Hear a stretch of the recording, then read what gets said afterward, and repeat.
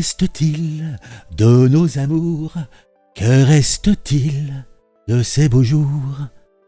Me souviens pas de la suite, c'est pas très grave, et on s'en fout. Et là, on va regarder un extrait.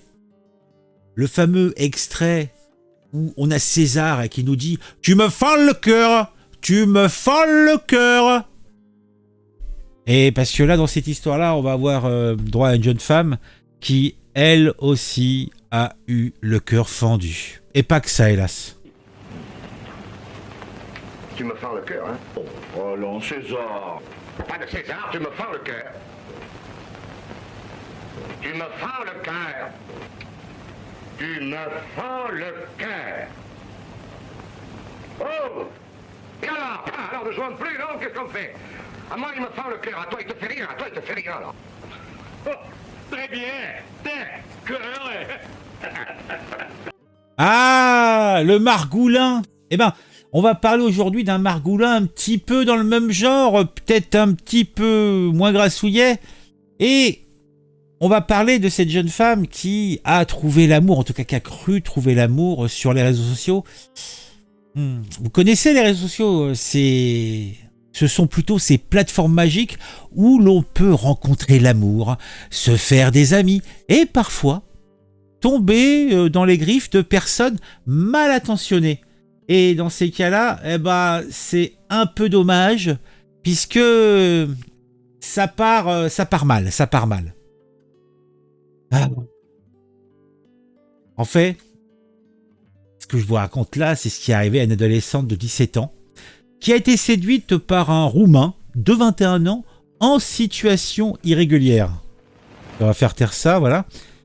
Et comme qui dirait, eh ben, sa vie, hélas, déjà avant, n'a pas été facile puisque cette jeune fille a eu un parcours de vie des plus chaotiques. Elle a cru aux belles paroles de son Marius virtuel. Elle a fui son centre spécialisé pour le rejoindre à Nice, pensant trouver l'amour et la stabilité. Mais, à son arrivée à la gare, pas de prince charmant, juste l'enfer de la prostitution qui l'attendait. Autant dire que elle a fait la gueule, la gourgandine. Le fameux Marius, en effet, l'a dirigé vers un appartement où il vivait avec sa famille. Consommateur régulier de cannabis et ayant échoué dans le bâtiment, il a vu en elle une opportunité de gagner de l'argent facile. La jeune fille a été contrainte de se prostituer dans des parkings souterrains sous la surveillance de son amoureux. Et quand je dis amoureux, il faut le voir entre guillemets.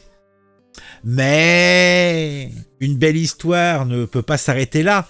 On est dans une histoire à la Pagnol, hein. Mais l'histoire ne peut s'arrêter là.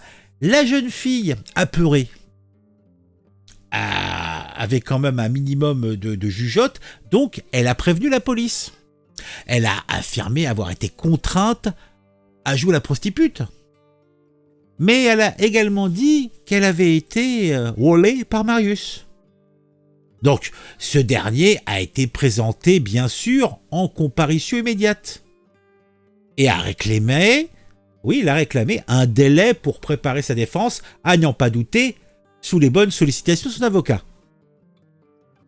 L'histoire ne dit pas si son avocat était un avocat commis d'office ou si il avait sorti quelques subsides, lui-même ou sa famille, pour avoir un chef du prétoire qui l'aiderait à se sortir de cette vilaine histoire, ou vilaine affaire.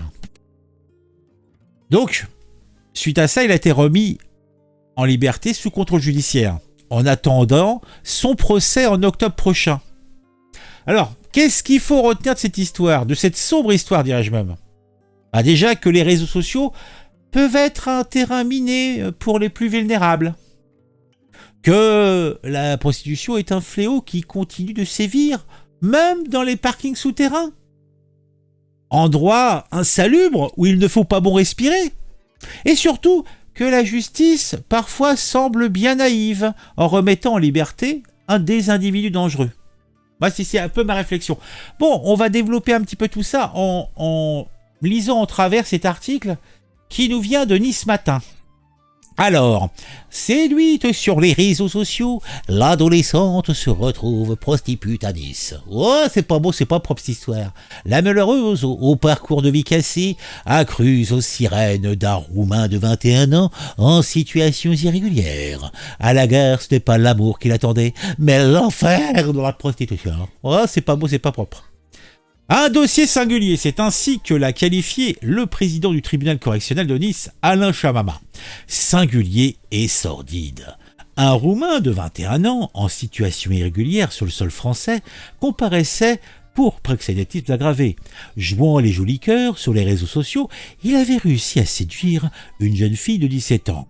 Problème, l'ado au parcours à la Zola était placé dans un centre spécialisé.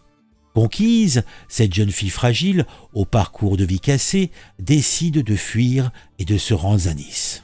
Sauf qu'arrivé à la gare, ce n'est pas l'amour qui l'attendait, mais l'enfer de la prostitution. Le fameux Marius, le garçon qui était censé l'accueillir, n'est d'ailleurs pas sur le quai de la gare. Eh oui, par téléphone, il demande à l'adolescente de le rejoindre dans un appartement de Nice-Ouest, près de l'aéroport. Le jeune homme, décrit comme nerveux, impulsif, vit avec ses parents, sa sœur et son frère. Consommateur régulier de cannabis, il a tenté de faire de l'intérim dans le bâtiment.